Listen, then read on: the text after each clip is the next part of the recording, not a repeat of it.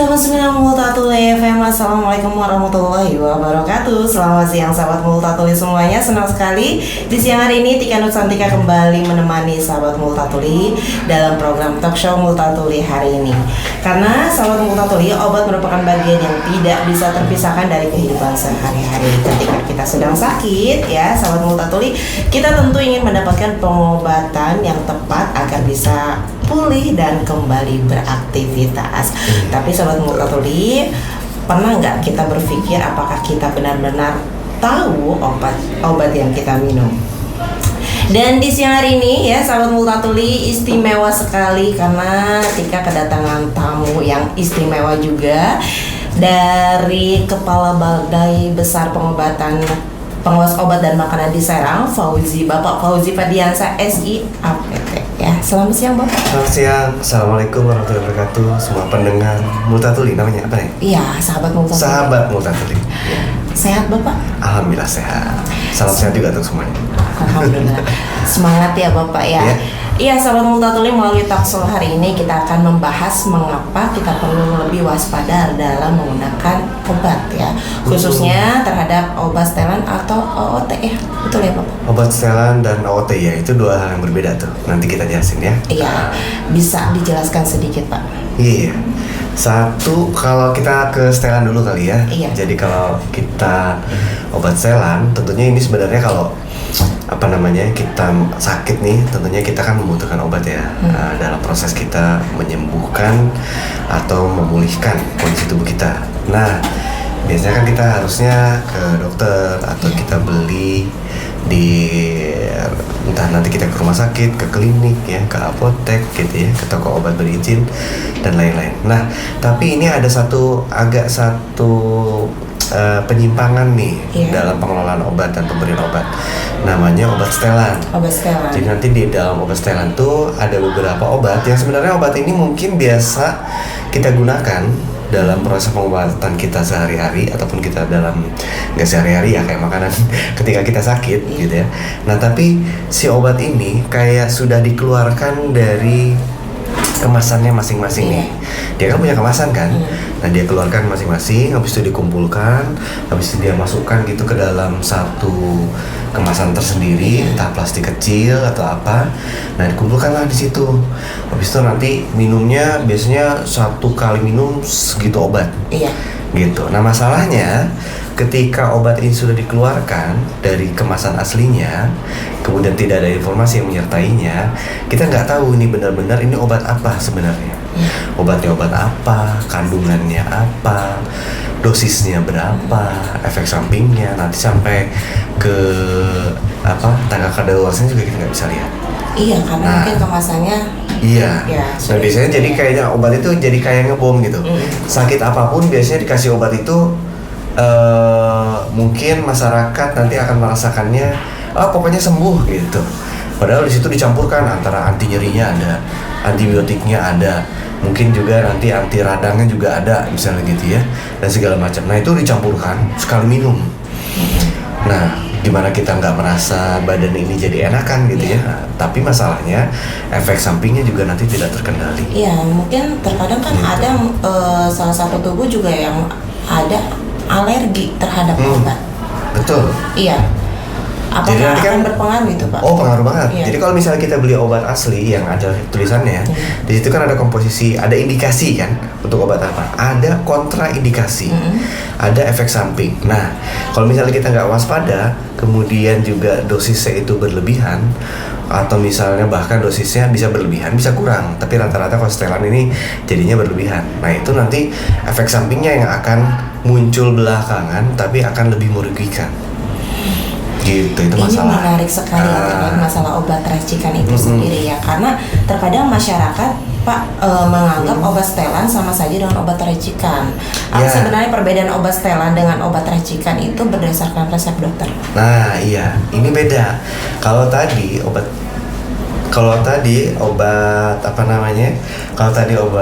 setelan itu biasanya ya disetel, dia tidak melihat satu penyakitnya apa. Nah satu, yang kedua pokoknya segala macam penyakit obatnya itu dosisnya segitu, pokoknya minum aja segitu. Nah, kalau yang racikan beda. Racikan itu nanti kita biasanya berdasarkan resep dokter.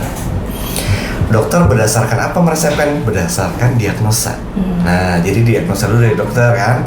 Mungkin sedikit wawancara juga dengan kita, gejalanya apa dan sebagainya. Oh, didapatkanlah hasilnya penyakitnya ini. Kemudian ditentukan obatnya ini.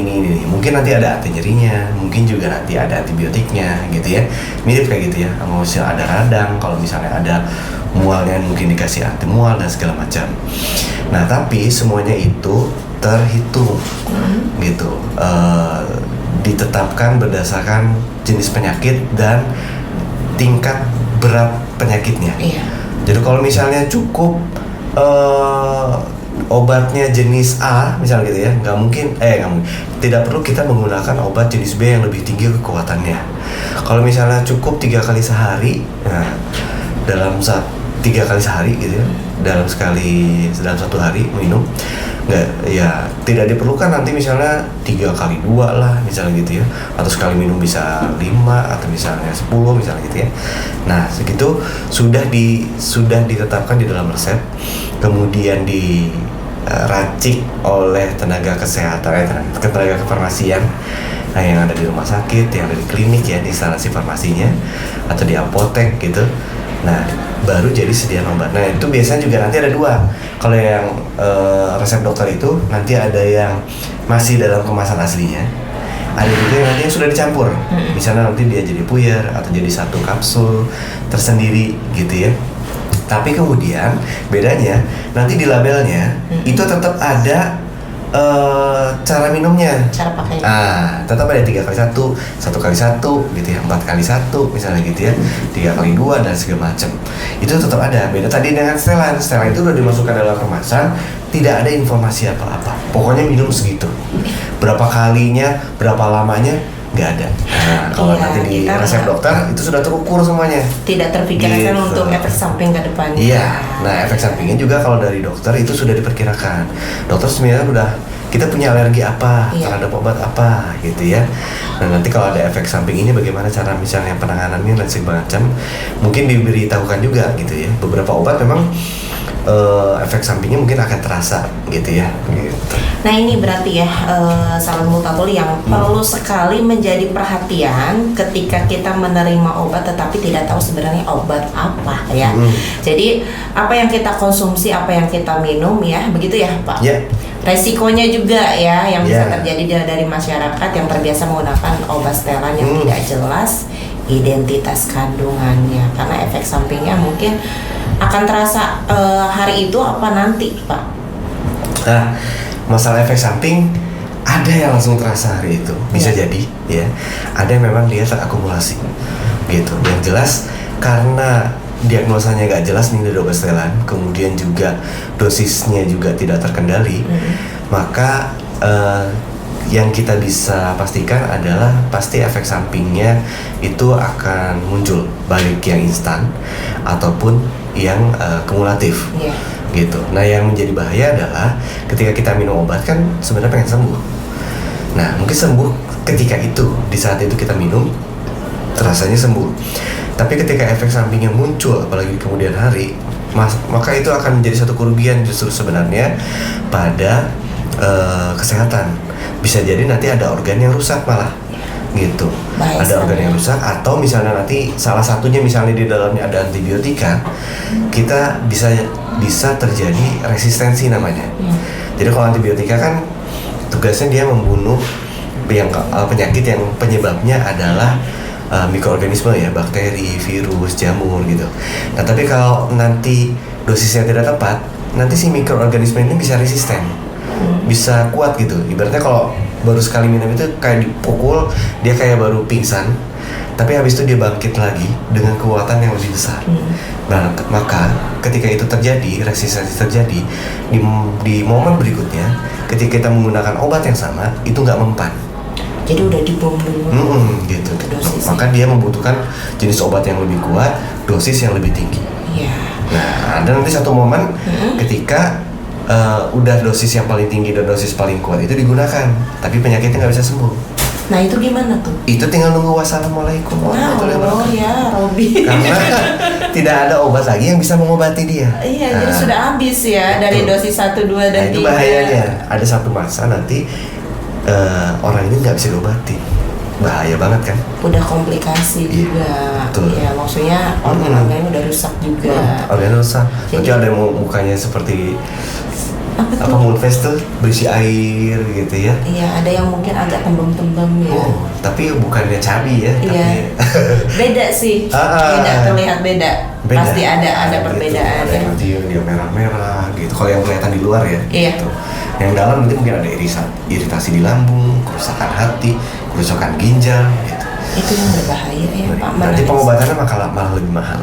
Ini untuk sahabat Multatuli ya, menarik sekali di siang hari ini kita pembahasannya terkait masalah obat racikan ya, yang perlu sekali kita ketahui. Karena terkadang masyarakat pengennya yang instan. Iya, itu. Iya. Betul. Dan sebelum kita melanjutkan ada beberapa iklan yang mau lewat dulu. Siap. Pak. Ya sahabat Multatuli tetap stay tune di 89 Multatuli FM. Ya 89 Multatuli FM. Ya sahabat Multatuli masih kembali bersama Tika di siang hari ini dan masih bersama Bapak Fauzi Ferediansyah ya dari Kepala Balai Besar Pengawas Obat dan juga Makanan di Serang. Tadi sudah banyak sekali yang kita bahas ya terkait masalah obat racikan ya. Ternyata efek sampingnya serem banget ya Pak ya. Iya. Karena dari pembahasan kita tadi sudah memahami bahwa obat setelan perlu diwaspadai ya, karena tidak mengetahui dengan jelas apa obat yang kita konsumsi. Selain persoalan obat ya, obat dari obat setelan, ada satu lagi isu agak lebih serem juga nih ya. Iya. Isu yang menjadi Satu perhatian BPOM yaitu penyalahgunaan obat-obat tertentu atau OOT. Iya, Apa itu OOT Pak? Bukan operasi yang itu ya. Iya. Ini OOT. Kalau itu OTT. Jadi kalau OOT ini memang satu permasalahan lagi. Jadi kita berbicara ini dalam dunia kesehatan ya. Jadi memang ada obat-obat yang digunakan dalam proses kita penyembuhan, ya kan? Nah nanti agak berbeda sedikit dengan penyalahgunaan narkoba ya. Kalau itu udah udah jelas ilegal dan memang bahayanya juga udah jelas. Nah kalau ini memang di dalam dunia kesehatan ini ada obat-obat yang sering digunakan, ya. Nah, sama seperti tadi obat setelan.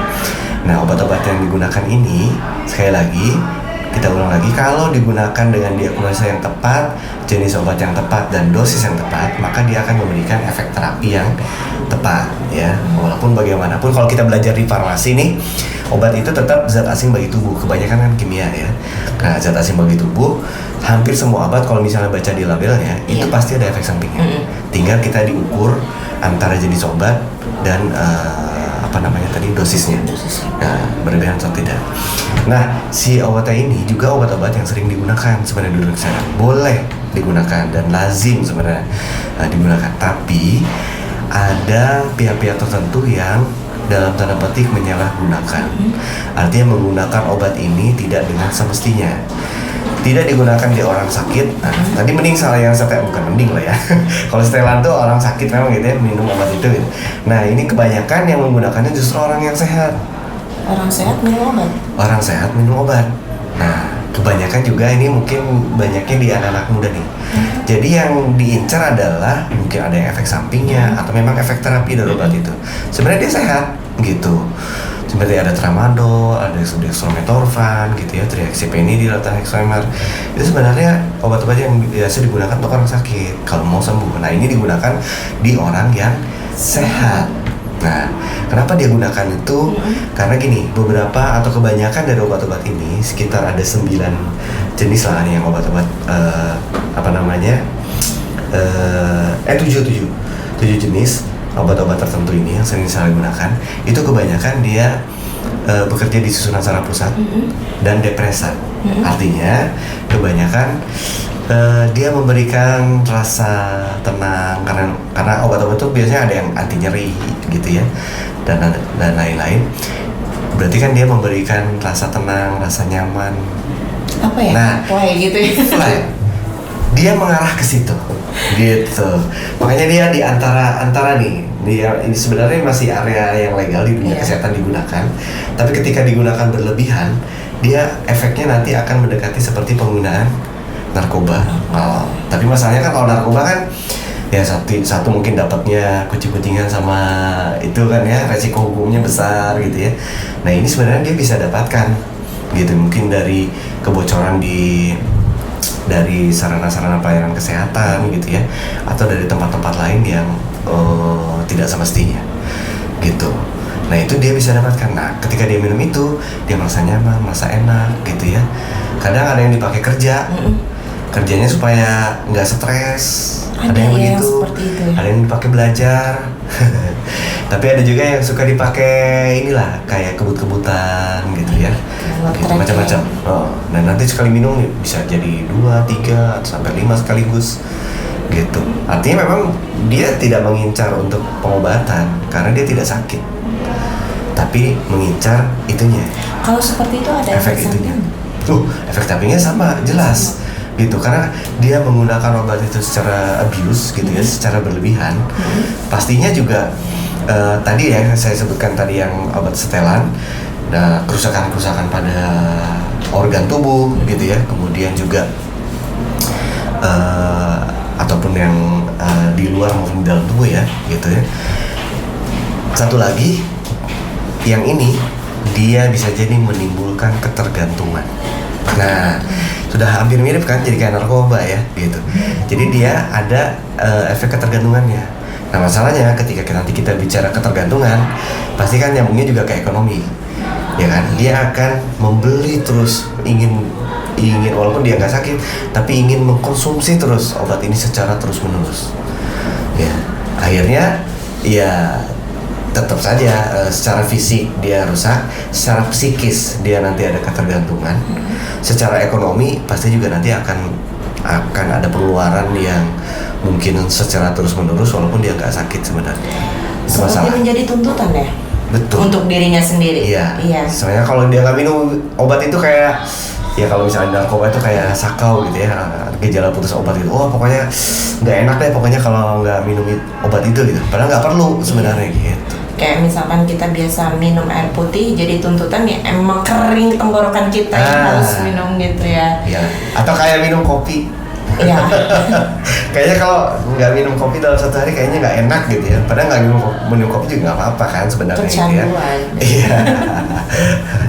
Kalau kopi kan ada kafeinnya ya, mungkin buat segar gitu. Iya, kembali satu pertanyaan Pak. Apa yang biasanya membuat masyarakat, terutama anak muda, yang bisa terjumus dengan penyalahgunaan obat OOT? Iya, jadi ini memang satu di masalah edukasi ya, jadi masalah pemahaman. Ya pokoknya kalau mau tenang nih, dapat info entah dari lingkungan sekitarnya gitu ya, entah dari temannya gitu ya, dari tetangganya atau dari komunitasnya gitu ya. Ya yang tadi lah mungkin sering balapan atau misalnya ada yang suka nggak tahu lah kalau mungkin nggak di sini ya, tawuran dan segala macam ya, akhirnya ditawarin obat itu. Tapi karena dia nggak paham juga bahwa itu sebenarnya kalau obat itu kan untuk orang yang sakit, tapi karena pokoknya nanti bisa jadi lebih berani, kalau misalnya obat ini kita bisa jadi lebih tenang, masalah hilang gitu ya dan sebagainya, akhirnya dikonsumsi lah obat-obat itu gitu supaya mengincar ke arah situ. Jadi memang masalah pemahamannya juga nggak bagus gitu ya. Makanya kita hari ini coba untuk sampaikan bahwa obat-obat itu tidak digunakan dengan cara yang seperti itu. Itu harus dengan diagnosa yang tepat dan dosis yang tepat. Kalau nggak nanti banyak kerusakan lah dari diri sendiri, nanti dari keluarga, dari lingkungan juga pasti semuanya akan terganggu gitu dengan masalah itu. Salah penggunaan ya salah lagi nantinya Pak betul. Ya makin menarik ya terkait masalah obat racikan, obat setelan dan OOT. Iya. Dan sahabat Multatuli, nantikan kembali kita akan berbincang lebih panjang lagi ya terkait masalah perobat-obatan untuk terutama anak muda di zaman sekarang. Tetap stay tune di 89 Multatuli FM. 89 Multatuli FM, iya sahabat Multatuli, kembali lagi Tika menemani sahabat Multatuli semuanya, nggak bosan ya Pak ya? Iya. Harus sering-sering ini kita Harus edukasi. sering-sering ya. Iya, Tika bersama Bapak Fauzi Ferdiansyah SIAPT ya, dari Kepala Balai Besar Pengawas Obat dan juga Makanan dari Serang ya, sahabat Multatuli. Ya, karena memang di tahun 2026 ini ya, berdasarkan data yang disampaikan dari BPOM ya, penyalahgunaan obat-obat tertentu atau OOT di Indonesia, betul nggak Pak, mencapai sekitar 1,4 juta kasus? Iya, betul. Banyak Gitu. ya. Dan ini kan dia akan beresiko bergeser ke penggunaan narkoba, karena nanti ada satu titik mungkin yang tadi saya sampaikan, sudah nggak mempan lagi nih misalnya ya, dan dia butuh dosis yang lebih tinggi untuk bisa mendapatkan efek yang dia inginkan. Nah, nanti kekhawatirannya adalah dia akan bergeser nanti ke narkoba. Gitu. Iya, ekonomi hancur, keluarga hancur, Iya. masa depan juga hancur Itu. ya. Iya, Pak Fauzi ya, sebelum pendengar kita, apalagi anak muda zaman sekarang ya, Iya. apalagi banyak sekali yang Gen Z ya, banyak sekali yang mungkin ikut-ikutan ya tren mungkin ya, supaya pendengar kita tidak salah langkah Pak Fauzi, apa yang harus diperhatikan masyarakat sebelum menerima atau menggunakan obat. Iya, jadi sahabat Multatuli, bahwa kalau kita menggunakan obat itu tidak seperti makanan. Nah, pokoknya yang kita suka, enak kita makan, gitu ya. Atau seperti kosmetik yang kita butuh ini langsung kita gunakan, gitu ya. Nah, kalau obat memang butuh satu diagnosa yang tepat, jenis obat yang tepat, dan dosis yang tepat, gitu. Nah, bagaimana kita supaya penggunaan ini tepat? Satu, tentunya menggunakan obat itu harus ada informasi yang jelas. Iya. Nah, informasinya baik dari dokter, tenaga kesehatan, ataupun misalnya informasi yang tercantum di labelnya itu sendiri, gitu. Karena nanti di obat itu kan sebenarnya ada 3 jenis ya. Jadi nanti ada obat bebas yang lingkaran hijau, ada obat bebas terbatas, ada yang obat keras. Nah, nanti obat keras ini yang harus menggunakan resep. Nah, jadi kalau misalnya nanti kita berbicara di obat keras, ya tentunya harus ada resep dari dokter. Kita harus dokter dulu ya, karena nanti namanya juga obat keras ya. Antara efek terapi dengan efek sampingnya itu agak-agak risky gitu ya, agak-agak berisiko kalau misalnya kita tidak menggunakannya secara tepat. Nah, tapi nanti di sini ada obat bebas terbatas yang kita bisa beli dan gunakan tanpa resep dokter. Nah, kita bisa beli bebas gitu ya, misalnya cuman obat mah misalnya sakit asam lambung gitu ya, tapi yang ringan gitu ya. Nah, itu ada yang lingkaran hijaunya. Atau misalnya sakit kepala, demam, ada yang misalnya paracetamol gitu ya, yang lingkaran hijau. Nah, itu kan bisa dibeli langsung ya. Nah, tapi tetap kita harus baca informasi yang ada di dalam labelnya. Nah, maksimal sehari berapa kali sih?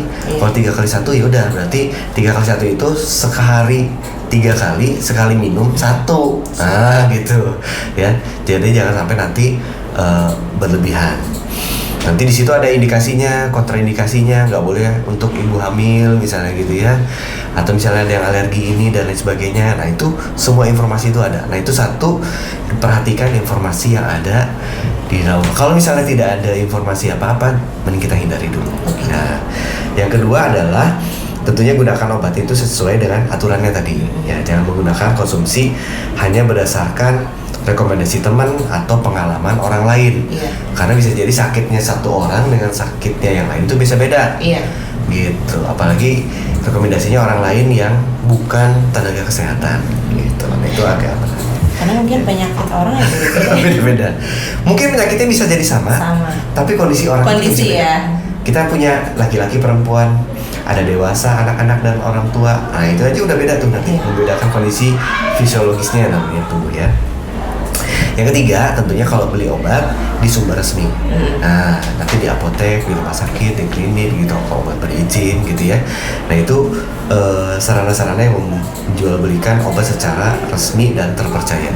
Jangan sampai nanti ada di toko kosmetik misalnya gitu ya, yang tidak ada izin atau tidak ada penanggung Ada yang jawabnya. seperti itu ya? Ada gitu. Makanya yang ini kadang-kadang yang kebut-kebutan nih kadang-kadang didapetin dari bengkel gitu. Nah itu agak aneh-aneh kan, gitu. Masa Tapi dia nyediain gitu. Nyediain ya? Gitu. Nah ini memang sudah mulai aneh-aneh nih sekarang. Nah itu bukan sarana-sarana pelayanan kesehatan yang memang pengelolaan obat gitu. Bukan pada tempatnya. Iya. Nah yang paling penting ini satu lagi adalah mengkonsumsi obat yang jangan mengkonsumsi obat yang kita tidak ketahui kandungannya, dosisnya, identitasnya. Ya kalau misalnya ada obat kita temukan ya yang seperti itu tanpa identitas, plastik polosan dan segala macam, ya satu kita hindari. Kalau bisa nanti bisa dilaporkan ke dinas kesehatan terdekat atau kita ke Badan POM, itu akan lebih baik gitu. Seperti itu ya Pak ya. Dan Pak nih sebagai kepala BPOM di Serang, tentu BPOM tidak hanya melakukan pengawasan tetapi juga memberikan edukasi, betul nggak? Iya, betul. Kepada masyarakat. Apa saja upaya BPOM dalam mencegah peredaran obat yang tidak sesuai ketentuan dan penyalahgunaan atau OOT? Nah memang pengawasan kita sebutkan namanya pengawasan yang full spektrum. Jadi artinya obat ini kita awasi itu sebenarnya dari proses penelitiannya gitu ya, dari proses pre-marketnya. Jadi kan kalau obat itu nggak seperti makanan ya, sebelum diproduksi itu kalau makanan kan campur jadi jenis makanan baru gitu ya. Bosan yang ini kita cari resep yang baru lagi, nah, resep makanan tuh ya. Nah tapi kalau obat ini kan panjang, sebelum dia diizinkan kita keluarkan nomor izin edarnya aja uji praklinis dulu di hewan ya, uji klinis dulu di manusia. Nah kajiannya panjang, baru nanti kita keluarkan izinan. Itu kita namanya penilaian sebelum obat ini beredar. Ya, ketika nanti nomor izin edarnya keluar, kita keluarkan izin produksinya, dia produksi. Nah kita juga awasin cara produksinya seperti apa, harus memenuhi dengan standar cara pembuatan obat yang baik. Nah habis itu nanti dia selesai diproduksi, keluar lagi ke sarana distribusi, ke sarana pelayanan kesehatan. Nah kita lakukan juga pengawasan di sana dari legalitasnya, kemudian juga nanti dari mutunya ya, kita sampling lagi, pengujian kita uji di laboratorium kita, kemudian labelnya kita cek juga lengkap nggak informasi yang ada di situ gitu ya. Kemudian juga kalau nanti ada sesuatu penyalahgunaan tadi gitu ya, ataupun nanti ada yang ternyata produknya ilegal, ada yang memalsukan, ada yang ilegal, ada yang tidak terdaftar, kita punya satu fungsi namanya, mulai dari fungsi intelijennya, patroli cybernya, karena sekarang juga banyak yang jualan di dunia maya. Yang ketiga sampai ke kita proses pro justisia, proses penindakan. Jadi kita bisa langsung ya ibaratnya proses hukum seseorang gitu. Jadi di kantor kita ada intelnya, ada patroli cybernya, ada juga penyidiknya gitu. Nah nanti kalau misalnya saya bawa ininya, kalau di yang di sana di video mungkin bisa lihat ya. Nah, boleh nih untuk sama bawah saya punya tim penyidikan namanya. Nah, jadi kalau misalnya kita nggak bisa pakai kita batch yang ini nih, pengawasan biasa pembinaan, nah kita pakai ini. Lebih serem tuh. Kalau dilaporkan nanti ada bunyinya, set, gitu. Proses hukum. Jadi kita bisa memproses hukum seseorang langsung. Jadi nggak perlu nunggu polisi. Apalagi kita punya penyidik sendiri. Gitu. Terkait masalah penyalahgunaan yang OOT itu ya. Betul. Karena lebih seram mungkin ya. Nanti kita kerjasama juga nih. Kalau misalnya kita butuh backup bantuan gitu ya dari kepolisian. Yang pastinya nanti juga kita akan bekerjasama dengan kejaksaan, dengan pengadilan ya dalam proses penegakan hukum. Gitu. Nah nanti ada yang bisa kita lakukan sendiri, ada juga yang kita bisa lakukan secara terpadu nih nanti dengan dinas kesehatan. Kita juga nanti kerjasama dengan ID ya, IAI untuk apoteker, ada ID untuk dokter, ada IB untuk bidan, ya. Ada PPNI untuk perawat gitu ya. Nah kita kerjasama dengan semua itu juga lintas sektor kita untuk bisa Bapak bisa melihat ya kalau misalnya ketika orang yang sudah menggunakan obat-obat yang seperti itu ya. Dari mungkin rautu aja atau bisa ya. Itu bisa gitu. Kita bisa lihat dari segi fisik gitu ya. Yang kedua biasanya nanti kalau misalnya dia ke rumah sakit atau berobat dengan gejala-gejala yang aneh-aneh lah gitu. Nah itu dari tenaga medis juga udah bisa menduga nih, wah ini menggunakan obat secara berlebihan.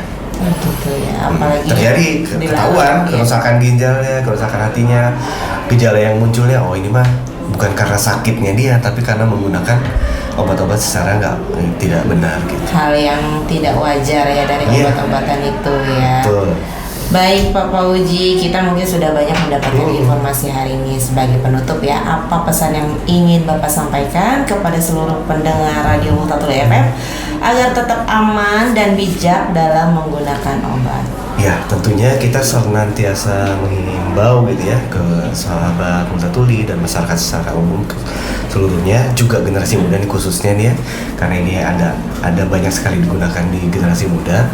Menggunakan obat itu harus menjadi konsumen ataupun pasien yang cerdas ya, tidak sembarangan membeli obat di mana saja atau tanpa identitas yang jelas atau tanpa judgement diagnosa yang jelas dari tenaga kesehatan berdasarkan informasi yang lewat sana sini. Nah, jangan seperti itu. Harus yang cerdas, walaupun nanti yang dibelinya ada obat bebas terbatas, karena ada ya tuh yang disalahgunakan OOT itu cuma sekedar obat batuk ada gitu, tapi digunakan berlebihan sehingga menggunakan efek sampingnya yang dia kejar akhirnya bisa fly tadi gitu ya, cuma obat batuk padahal dia nggak batuk gitu. Nah, harus cerdas, walaupun nanti obat bebas atau obat bebas terbatas gitu ya, baca labelnya sebelum membeli, baca indikasinya, dosisnya dan lain sebagainya. Nah, itu harus senantiasa kita lakukan gitu ya. Kemudian juga cara menggunakannya ya, itu harus sesuai dengan yang kalau misalnya nanti kalau dari dokter ya, walaupun sudah diracik biasanya ditulis ulang sama tenaga kefarmasian tuh, ada label baru walaupun bukan label aslinya. Nah, itu juga harus diperhatikan. Kalau nanti ada yang harus dihabiskan, misalnya seperti antibiotik, itu harus dihabiskan, jangan sampai ada yang sisa, walaupun nanti tubuh kita sudah enakan, sudah kita sembuh. Beda nanti seperti paracetamol, udah nggak pusing, udah gak demam, itu bisa di stop. Tapi kalau misalnya antibiotika gitu ya, seperti amoxicillin gitu ya dan lain sebagainya, itu harus habis. Kalau nggak tadi bisa resistensi, balik lagi. Si bakterinya itu kayak belum mati sempurna gitu. Jadi balik lagi dari ke awal apa gimana Pak? Iya, nanti harus pengobatan lagi dari awal atau nanti menggunakan dosis yang lebih tinggi. Dibom lagi. Iya, bom lagi. Nanti kalau dosis lebih tinggi biasanya efek sampingnya juga akan terasa lebih berat lagi gitu. Kalau nanti sampai tadi ada titik di mana tidak bisa diobati, ya itu tinggal kita wassalam. Jangan. Gitu ya. Sangat menarik ya. Dan tempatnya tadi ya harus di tempat-tempat yang terpercaya. Karena kita mau berobat nih ya, mau sembuh ya ke rumah sakit, ke klinik, ke apotek. Mungkin masalah pengedaran ya tadi Bapak sudah sebutkan, meskipun hanya di dalam botol obat batuk. Iya, ada produk obat batuk tuh. Itu bisa dibilang penyelundupan atau apa sih? Nah, enggak. Karena kan itu obat yang biasa dijual. Oh, biasa gitu. Iya. Cuman agak dosisnya yang dipakai. Nah, ini masalahnya obat itu, cara penggunaannya yang abuse, berlebihan. Dia obat batuk, kayaknya obat bebas terbatas ya, ada satu merek tuh, nah isinya dextromethorphan gitu. Nah, ada satu mereknya, dan itu dijual, ya maksudnya di relatif lebih bebas ya, obat bebas terbatas ya, dan toko obat gitu ya, atau obat berizin itu ada gitu. Sebenarnya kalau fungsi awalnya ya untuk mengobati obat batuk. Nah, tapi ketika dia dibeli sekali minum 5 misalnya atau 10 gitu ya, cairan itu, ya efek lainnya akan terasa. Dia nggak akan ngobatin, ya karena nggak sakit batuk juga ya, nggak ngobatin batuknya, tapi dicari efek lainnya tuh. Tidak pada tempatnya. Betul. Iya, banyak sekali informasi yang kita dapatkan ya untuk terkait masalah obat, penyalahan obat dan obat racikan, obat setelan juga, bahkan sampai OTT ya, terkait masalah closing statement ya Pak, boleh disampaikan untuk sahabat Multatuli semuanya. Terima kasih ya sahabat Multatuli, untuk hari ini perbincangan kita terkait masalah obat-obatan. Semoga saja sahabat Multatuli bisa lebih bijak lagi ya, bisa lebih pintar ya, betul. dalam kita juga perlu tahu apa yang harus kita konsumsi, apa kandungannya, berapa dosisnya, dan bagaimana aturan penggunaannya. Jangan pernah, tadi kata Papa Uji, jangan pernah mudah menerima ya, atau hanya tahu di situ tempatnya ya, dan obat yang tidak jelas identitasnya, dan obat betul. setelan apa saja yang berbeda dengan obat racikan dokter ya. Dan sahabat Multatuli, terima kasih untuk perjumpaannya hari ini, sangat menarik sekali pembahasannya. Insya Allah nanti kita akan ketemu lagi ya Pak di lain waktu siap. ya. Terima kasih untuk Bapak sudah berkunjung di Radio Multatuli FM ya. Terima kasih untuk edukasi dan informasinya. Mungkin ada yang disampaikan untuk sebelum penutup Pak?